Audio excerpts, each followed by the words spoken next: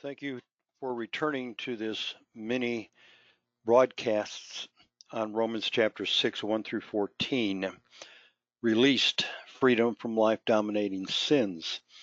We come to Romans 6, 12 through 14. This will be part one of a two-part lesson on Romans 6, 12 to 14. Permit me to read the passage.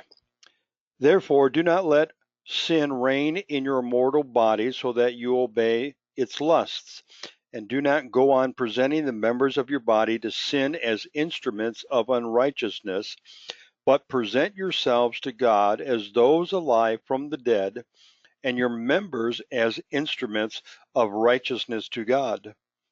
For sin shall not be master over you, for you are not under the law, but grace. The late Vance Havner used to say that when you come across a therefore and a wherefore, find out what it's there for. We come to one of those therefores that we need to find out what it is there for. The word therefore connects what is about to be said with what has been said. It is a conjunctive adverb, which means to join two thoughts.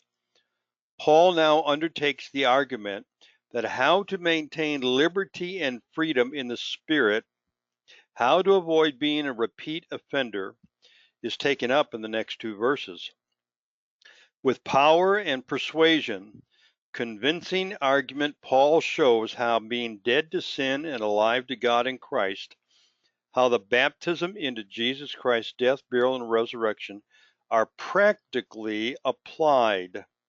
I can have the basics, but I must know how to use them and use them properly. A sidebar here. I fear that many saints know the biblical releasing truth of the scriptures. What seems to be lacking is how to apply these truths. This is further compounded by our Bible colleges, seminaries, and pulpiteers who exhaust their time in explaining the what of the passage and only providing crumbs of how to apply the passage.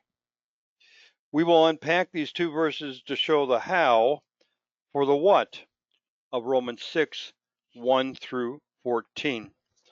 It breaks down into three statements.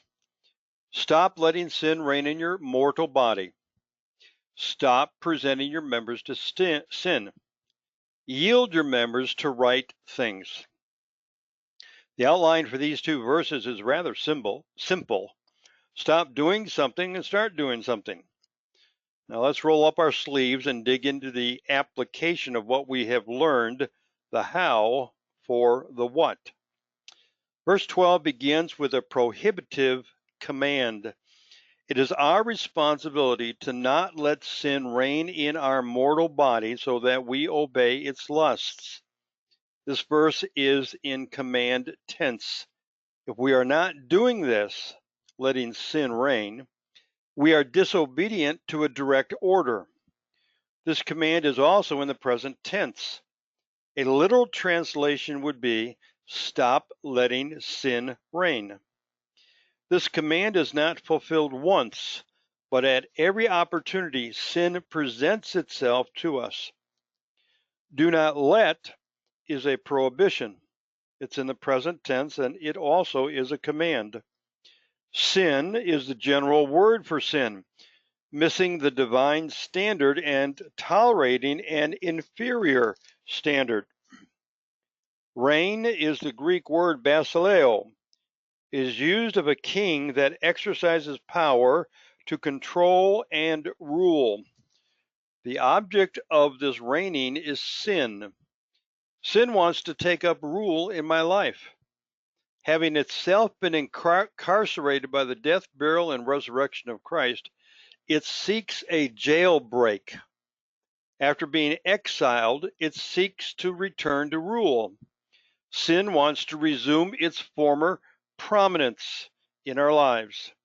We once walked according to the course of this world, according to the prince of the power of the air, indulging the desires of the flesh and the mind. You know, you can clean up a pig, but it will return to its filth. Charlotte's Web is a fantasy. After a dog vomits, it returns to eat its own vomit. Sin is crouching at the door of this new life, waiting to pounce, plunder, and return to its former place of prominence. No one will deny the intense battle that a free person undergoes with his past. Paul speaks of this in Romans chapter 7. The pardoned prisoner must resist. His resistance puts to flight the enemy. Sin finds no crevice to slither through, no crack in the floorboards, no rust to press against to gain entrance. If the heart's door is double dead bolted and chained, if the mind's windows are latched and the curtains drawn, and if the feelings are well insulated, the body can become impervious to entry. This battle has a high stake. To be recaptured by a life dominating sin is to obey its lusts. Hupokaneo means to listen to. It is the porter who hears the knock at the door and comes to listen. He opens the door and permits entrance. Likewise, the one now living for God must listen only for the shepherd's voice. Jesus says that those that are living in freedom hear his voice, follow and obey him. All other voices are tuned out. All other voices are ignored. Only the voice of Jesus is acknowledged and longed for. I'm going to read you two modern paraphrases of this verse that simplify the concept. So do not let sin control you in your life here on earth. You must not be ruled by the things your sinful self makes you want to do. That's the New Century Version. And then from the Message, that means you must not give sin a vote in the way you conduct your lives. Don't give it the time of day. Verse 13 begins with the conjunction and. Paul's train of thought continues in this verse. Paul issued a prohibitive command and adds an equally important command to the original. The released prisoner is to stop presenting the members of their body as instruments of unrighteousness. Sin cannot take up its former residency of power in its influence if I do not offer the members of my body to its dictates. Do not go on is a present tense command. It is the same Greek grammatical structure as discussed earlier. We have the responsibility to keep in check the members of our body.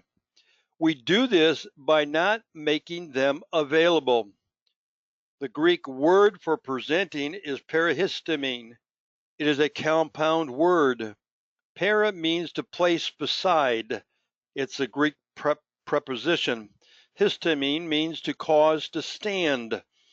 The word means to come alongside of sin and make the members of my body at sin's disposal. I make them available. Members of my body here are not figurative, they're literal. How do we sin? We sin using our eyes, our ears, tongues, hands, feet, and much more. Instruments is the Greek word hoplon. It means any tool or implement for preparation to accomplish something. Our tongue can build up or tear down. Our hands can help or hinder. Our eyes can be clear or murky. Our feet can be shod with the preparation of the gospel or peace, or be quick to shed blood. Paul is literally talking about our body parts. This is not symbolic language or some mystical approach. Unrighteousness is easily understood. It means that which is wrong, or that which does not please God, or that which is not right. So what do we have thus far? Stop making available to the principle of sin any body parts to accomplish wrongdoing. Cease giving access to sin any portion of your anatomy that results in not doing right. Halt placing at sin's disposal your hands, eyes, ears, throat, tongue, or fingers that put you in disfavor with God because He is not pleased with your behavior. Refrain, resist, discontinue, end, close it down, prohibit, ban, break it off, plug it up, forbid, exclude, eliminate, reject, prevent, abolish, eradicate, and do away with all words that scream this: take responsibility. Put up the no trespassing sign. No solicitors. I report all suspicious persons. We will conclude the last portion of this book, of this verse, that gives us further insight to the practicality, the step-by-step approach of our theology of being baptized into the death, burial, and resurrection of Jesus Christ, that we might walk in newness of life. I hope you'll return and tune in.